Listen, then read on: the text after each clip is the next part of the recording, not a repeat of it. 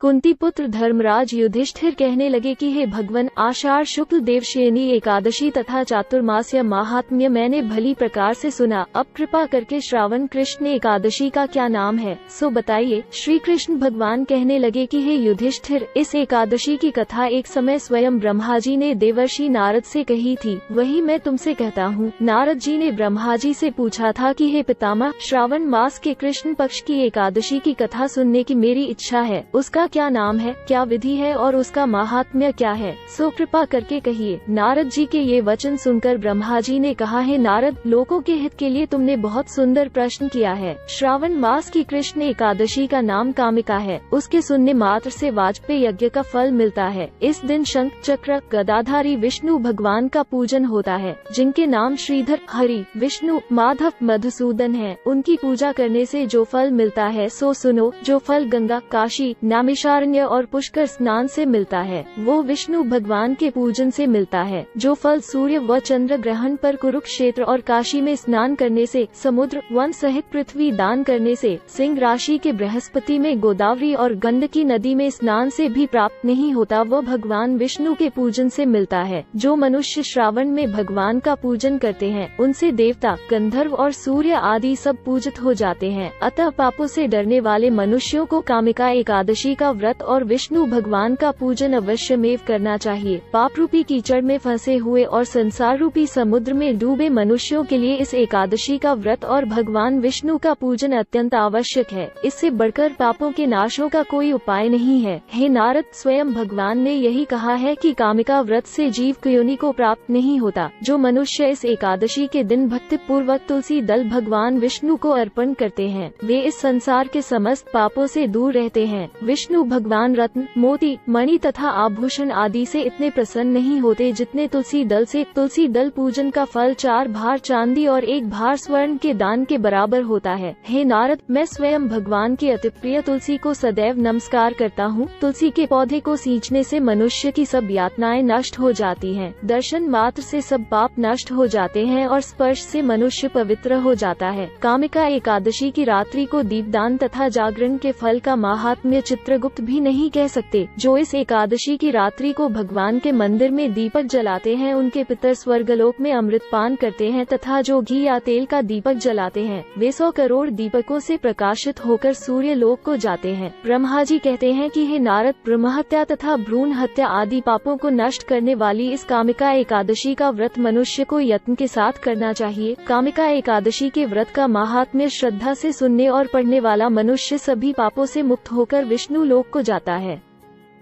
कथा सार, भगवान श्रीहरि सर्वोपरि हैं। वे अपने भक्तों की निश्चल भक्ति से सहज ही प्रसन्न हो जाते हैं। तुलसी जी भगवान विष्णु की प्रिया हैं। भगवान श्रीहरि हीरे मोती, सोने चांदी से इतने प्रसन्न नहीं होते जितनी प्रसन्नता उन्हें तुलसी दल के अर्पण करने पर होती है।